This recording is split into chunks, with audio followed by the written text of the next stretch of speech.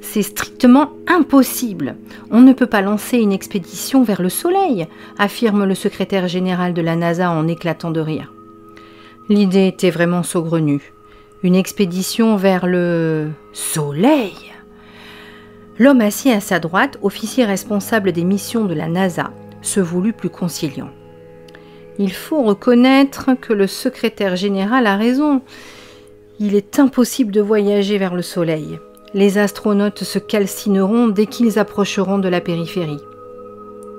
Impossible n'est pas terrien, avait rétorqué le petit homme replé qui répondait au nom de Simon Katz. Et il fouilla dans sa poche gonflée à la recherche de cacahuètes salées qu'il grignota avec des contractions. Le secrétaire général de la NASA leva un sourcil inquiet. Vous voulez dire, professeur Katz, que vous avez vraiment l'intention de lancer une expédition d'astronautes vers le Soleil ? Simon Katz resta impassible puis répondit. Il faudra bien un jour que ce voyage se fasse. Après tout, le Soleil est l'objet que nous voyons le mieux dans le ciel au-dessus de nous. Le petit homme déploya une carte où était dessinée une trajectoire de vol. La direction de la Terre au Soleil est de 150 millions de kilomètres. Cependant, grâce à nos nouveaux réacteurs nucléaires à fusion, nous pourrions y être en 2 mois. Le problème n'est pas la distance, mais la chaleur. Le flux d'énergie libéré par le Soleil est de 10 puissance 26 calories par seconde. Équipé de gros boucliers thermiques, on devrait pouvoir s'en protéger. Cette fois, les 2 officiers parurent impressionnés par tant d'opiniâtreté. « Je me demande comment une idée pareille a pu vous traverser l'esprit » pesta pourtant l'un des officiers. « Aucun humain ne saurait envisager de foncer vers une fournaise. Le Soleil ne peut être visité. C'est une telle évidence que j'ai honte de l'exprimer à haute voix. Nul ne l'a jamais fait et nul ne le fera jamais, je peux vous le certifier. » Simon Katz, qui mâchouillait toujours des cacahuètes, ne se décontenança pas. « J'aime tenter ce que nul n'a tenté avant moi. Même si j'échoue, notre voyage permettra aux expéditions suivantes de disposer d'informations inédites. » Le secrétaire tapa du plat de la main sur la grande table acajou de la salle de réunion. « Mais bon sang ! Souvenez-vous du mythe d'Icare. Ceux qui tentent d'approcher du Soleil se brûlent les ailes. » Le visage de Simon Katz s'éclaira enfin. « Quelle excellente idée! Vous venez de trouver le nom de notre vaisseau spatial. Nous le baptiserons Icare. » L'expédition Icare comprenait 4 personnes. 2 hommes, 2 femmes. Simon Katz, pilote de chasse chevronné et diplômé d'astrophysique. Pierre Bologno, un grand blond, spécialiste en biologie et en physique des plasmas. Lucille Adjemian, pilote d'essai de fusée. Et Pamela Waters, bricoleuse et astronome spécialiste en physique solaire. Tous étaient volontaires. La NASA avait fini par céder. Si les caciques de la profession croyaient la chose impossible, ils se disaient aussi que le programme paraîtrait plus complet s'ils incluaient dans leurs recherches une expédition vers le Soleil. Après tout, il avait déjà financé l'envoi d'une sonde vers d'improbables extraterrestres. Il n'en était donc pas à une fantaisie près. Simon et son équipe reçurent les subventions nécessaires. Au début, la NASA fit tout pour que l'affaire bénéficie de la plus grande couverture médiatique. Puis, les responsables craignirent d'être ridiculisés. Qu'on se moque de la NASA était la pire chose qui puisse arriver à l'institution. Alors, ils avançaient à reculons, mais le projet fut finalement mené à son terme. La volonté d'aboutir de Simon Katz était si tenace qu'elle vint à bout de tous les obstacles. La navette spatiale fut conçue comme un gigantesque réfrigérateur. Une couche de céramique emprisonnait un réseau de tuyaux d'eau réfrigérés par des pompes électriques. La coque étaient recouvertes d'amiante et de matériaux réfléchissants. Icare, vaisseau spatial de 200 mètres de long, ressemblait à un gros avion-fusée. Pourtant, la zone habitable fut réduite à un cockpit de 50 mètres carrés. Son épaisseur n'était due qu'au système de protection antithermique. Le départ eut lieu sous l'œil des caméras internationales. Les premiers 100 000 km se passèrent plutôt bien. Mais Simon s'aperçut qu'il avait eu une mauvaise idée en conservant un hublot dans le cockpit. La lumière solaire brûlait tout ce qu'elle atteignait. Ils durent improviser des filtres, plusieurs couches même, pour couvrir ce puits d'incandescence. En vain, malgré les multiples strates de plastique, la lumière solaire parvenait à passer et inonder l'intérieur d'Icare d'une clarté aveuglante. Les 4 membres d'équipage portaient en permanence des lunettes de soleil.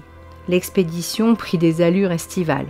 Soucieux de détendre l'atmosphère, Simon proposa même de remplacer les tenues de travail en toile épaisse par des chemisettes hawaïennes en coton. Il poussa le souci du détail jusqu'à diffuser en permanence des airs hawaïens interprétés au ukulélé. Personne ne pourra prétendre avoir connu des vacances plus ensoleillées, remarqua-t-il avec espièglerie. Simon savait entretenir le moral de son équipage, et ils approchèrent du soleil. Le système de réfrigération fut poussé à son maximum et pourtant, la chaleur augmentait sans cesse dans la fusée Icare. Selon mes calculs, dit Pamela, en passant le tube de crème à Lucille qui redoutait les coups de soleil, nous sommes entrés dans la zone dangereuse. Il suffirait d'une seule éruption solaire pour que nous soyons grillés. Certes, il y a toujours une part de chance et de malchance, reconnut Simon, mais pour l'instant, nous sommes quand même les humains, s'étant le plus approchés du soleil. Ils regardèrent en direction du hublot. On pouvait discerner des taches solaires à travers l'épaisseur des filtres qu'ils avaient positionnés une fois pour toutes devant le hublot. « Que sont ces taches ?» demanda le biologiste. « Des zones légèrement plus froides. La température y est de 4000 degrés Celsius au lieu de 6000 degrés. »« De quoi griller vite une pintade ?» soupira Pamela, soudain pessimiste malgré son teint hâlé et sa chemise fleurie qui lui donnait des allures de touriste californienne. « Croyez-vous vraiment que nous puissions aller plus loin ?» demanda Pierre. « Pour ma part, j'en doute fort. » Simon reprit ses troupes en main. « N'ayez pas d'inquiétude, j'ai tout prévu. J'ai embarqué des tenues de vulcanologues capables de résister au contact du plasma en fusion. »« Quoi ? Vous voulez qu'on marche sur le soleil ? » Bien sûr, pas longtemps certes, mais il faut le faire, ne serait-ce que pour le symbole. Le projet Icare est beaucoup plus ambitieux qu'il n'y paraît. Lucie signala que les champs électromagnétiques inhérents au Soleil étaient à présent d'une puissance telle que le contact radio avec la Terre était perturbé. Bon, admit Simon avec fatalisme, nous ne pourrons pas retransmettre d'images en direct, soit. Tant pis. Nous diffuserons une vidéo à notre retour. Du moins, si elles ne font pas d'ici là. Il regarda à travers le hublot bouché. Une éruption solaire se produisait à la surface de la planète en fusion. Comme un grand jet de magma, un crachat que leur lançait l'étoile. Icare était tellement assailli de rayons lumineux qu'il étincelait comme une étoile. Les astronomes du monde entier crurent d'ailleurs un instant qu'une étoile venait d'apparaître à la périphérie du Soleil, avant d'identifier Icare. À bord, la température ne cessait de monter. Au début, les 4 membres d'équipage avaient tenu à conserver leurs vêtements, mais bien vite, ils furent incapables de supporter le moindre contact avec un tissu. Ils vécurent donc nus, lunettes de soleil sur le nez, comme dans un camp naturiste de la Côte d'Azur, tous 4 de plus en plus bronzés. Par chance, Pamela avait emporté tout un stock de crème protectrice. Le matin, tout le monde se régalait de toast. Ils déjeunaient ensuite de brochettes barbecue, un simple contact avec le métal près du hublot suffisait pour les cuire. et, selon ce qui se présentait, d'omelettes norvégiennes, de crème brûlée, de crêpes flambées et de café chaud. Quant à la machine à glaçons, elle était réglée définitivement sur sa production maximale. Pierre avait réclamé de grands containers réfrigérés, bourrés de crème glacée, et cette gourmandise devint peu à peu leur principale source d'alimentation. Lucille recherchait tous les moyens d'apporter un effet de fraîcheur à l'intérieur de l'habitacle. Elle proposait à tout le monde des fleurs de sel à sussauter pour ne pas se déshydrater. Il souffrait de la chaleur, mais savait qu'il participait à un événement historique. Et puis, comme disait Simon, certains payent pour passer des heures dans un sauna. Nous pouvons en profiter tous les jours. Ceux qui avaient les lèvres les moins gercées rirent de cette plaisanterie. Pamela eut l'idée de bricoler des éventails. Lorsque l'on apprécie aussi vivement la moindre baisse de température, un coup d'éventail rafraîchissant est une bénédiction. Mais plus ils approchaient de l'astre, plus la chaleur les accablait. Moins ils parlaient et moins ils bougeaient. Sur Terre, leur exploit passionnait le monde. On les savait toujours vivants. On savait qu'Icare n'avait pas fondu et que son équipage avait même poussé l'ambition jusqu'à vouloir tenter de poser le pied sur l'astre de feu. Évidemment, les scientifiques avaient longuement expliqué que le Soleil n'avait pas de surface, qu'il ne s'agissait qu'une explosion atomique permanente. Mais l'image d'un être humain sortant de la fusée pour frôler les flammes du pied était suffisamment spectaculaire pour impressionner tous les esprits. Le 23e jour du voyage s'écoula. Simon lui-même n'en revenait pas, mais il était toujours vivant. Ils examinèrent leurs cartes. Pas de doute. Ils avaient déjà franchi 50 millions de kilomètres.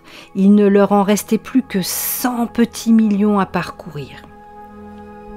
Ils longèrent Vénus, la planète d'amour était voilée. Malgré sa brillance, on distinguait mal sa surface, derrière l'épaisse atmosphère de vapeur sulfureuse. Ils quittèrent la planète blanche. Et le 46e jour de voyage, ils avaient franchi 100 millions de kilomètres. Il n'en restait plus que 50 avant l'arrivée. Ils dépassèrent la planète Mercure et constatèrent que sa surface ressemblait à du verre. Le feu avait dû la faire fondre jusqu'à lui donner cette allure polie de boule de billard. Ils saluèrent la planète chaude. La température de Mercure s'élève à plus de 400 degrés Celsius, se remarqua Pierre. Nous ne pourrions y descendre sans nous carboniser comme des papillons qui se brûleraient les ailes en s'approchant trop d'une flamme, rappela Simon. Face à eux, l'étoile titanesque continuait de les narguer. Il n'y avait désormais plus aucun objet céleste entre eux et le soleil. À bord, il faisait plus de 45 degrés Celsius. Le système de réfrigération avait de plus en plus de difficultés à fonctionner, mais ils commençaient à s'habituer à cette chaleur extrême. Ils trouvèrent une sorte de second souffle. Plus que 10 millions de kilomètres avant l'objectif. Pierre avait le regard rivé sur le hublot. « Je rêve de revoir une fois la nuit, marmonna-t-il. Et si je reviens jamais sur Terre, j'ai hâte de revivre l'instant où cette énorme lampe cesse enfin d'éclairer. Oh oui, un instant de répit. » Il avala d'un trait sa chope de café bouillant.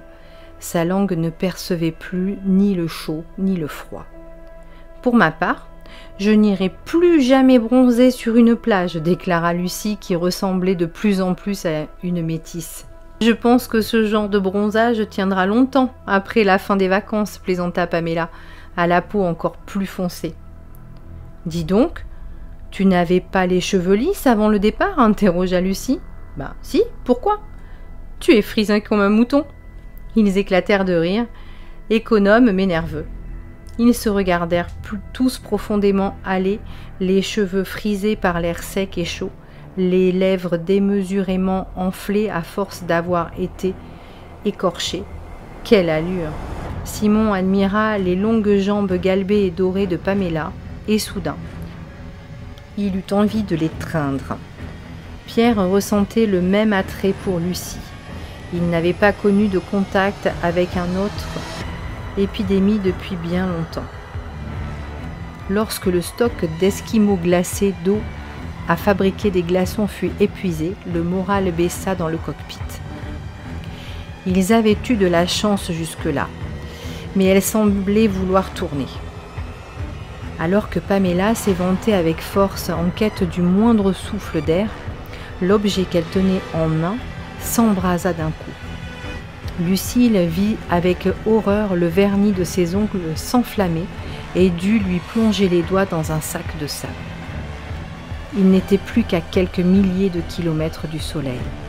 À bord, la température grimpait avec irrégularité. Leurs lunettes noires devenaient insuffisantes face à une si vive lumière. Lorsque l'engin approcha du soleil, Simon en sortit une bien bonne. « Vous ne trouvez pas qu'il fait chaud aujourd'hui ?» Ils en rirent de bon cœur. Simon décida que leur premier pas sur l'astre s'effectuerait dans une zone de tâches. Pierre enfila une tenue de vulcanologue, activa le système de réfrigération portatif, puis sortit, brandissant un drapeau terrien. Tous lui souhaitèrent bonne chance. Un filin de sécurité en acier lui permettait de revenir à n'importe quel moment. Dans leur talkie-walkie, ils captèrent des paroles historiques.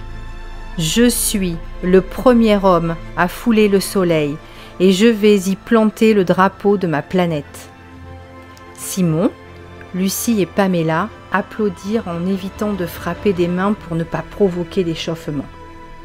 Pierre lâcha le drapeau dans le brasier solaire et il s'enflamma aussitôt. Simon lui demanda « Vois-tu quelque chose ?»« Oui, oui, c'est incroyable, il y a des habitants ?» Grésillement. « Ils viennent vers moi. » Ils entendirent un long soupir, le corps de Pierre venait de s'embraser. À bord, ils ne perçurent dans leur tympan asséché qu'un fsch semblable à un froissement de feuilles mortes. La tenue du vulcanologue n'obtiendrait jamais le label de garantie de la NASA. Ils ramenèrent le filin de sécurité dont le bout était fondu. Lucille se signa « Que ton âme monte vers un ciel noir et froid », ce qui, à cet instant, lui sembla un véritable vœu pieux. Simon faillit taper du poing sur la paroi de l'Icare. Il se ravisa à temps, évitait tout frottement. « Je veux en avoir le cœur net », expliqua-t-il. Il se dirigea vers le placard à vêtements et, du bout des doigts, enfila à son tour une tenue de vulcanologue. « Non, ne sors pas, dit Pamela. Tu mourras toi aussi, l'avertit Lucie. Mais s'il y a vraiment des habitants du Soleil, comment les appeler? Pourquoi pas des Soliens? On recherche vainement depuis toujours des Martiens, des Vénusiens et des extraterrestres seraient là? Dans le point le plus brûlant du ciel? Des Soliens? Des Soliens? Simon sortit dans le feu. Il observa de grandes bourrasques de magma orange. Il ne s'agissait ni de gaz ni de liquide, mais de chaleur à l'état pur, intense. À côté de cette chaleur-là, même l'habitacle caniculaire lui semblait maintenant frais. Sous sa combinaison, sa peau rissolait. Il sut qu'il ne disposait que de quelques minutes pour découvrir les habitants du Soleil. Il avança péniblement dans la limite autorisée par le filin de sécurité. S'il ne se passait rien, dans les 3 prochaines minutes, il regagnerait le vaisseau. Pas question de se calciner comme Pierre. Simon ne ressentait nulle envie de devenir martyr. Il désirait seulement, éperdument, passionnément, se livrer à des expériences scientifiques audacieuses. Or, un scientifique mort est un scientifique qui a échoué. Il consulta avec appréhension sa montre. Elle explosa en une multitude d'éclats en fusion. Ce fut à ce moment qu'il les distingua. Ils étaient là, comme autant de volutes irréelles, des Soliens, Ils avaient l'apparence de bouffées de plasma animé, de grands papillons aux voilures orange. Ils pouvaient communiquer par télépathie. Ils s'entretenirent avec Simon, puis assez longtemps cependant pour qu'il s'enflamme. Ensuite, le soleilnote hocha la tête et retourna vers l'Icare. « Fantastique !» dit-il par la suite à Paméla. « Ces êtres de feu vivent sur le soleil depuis des milliards d'années. Ils possèdent leur langage, leur science, leur civilisation propre. Ils baignent dans le feu solaire sans la moindre gêne. Mais qui sont-ils ? Quels sont leurs modes de vie ?» Simon fit un vague geste de la main. « Ils m'ont tout raconté en échange de ma promesse de ne rien divulguer aux hommes. Le soleil doit rester terra incognita. Nous devons les protéger de perpétuelles visées expansionnistes des terriens. »« Tu plaisantes ?»« Pas le moins du monde. Ils ne nous laissent repartir que parce que j'ai juré de garder le secret sur tout ce qu'ils m'ont appris. Je ne me délierai jamais de mon serment. » Simon contempla la lumière crue à travers les protections du hublot. Choisir Icare pour nommer cette mission était somme toute une idée stupide. Comment s'appelle cet oiseau qui renaît toujours de ses cendres ? « Le phénix, dit Paméla. « Oui, le phénix, l'expédition Phénix. C'est ainsi que nous aurions dû le baptiser. »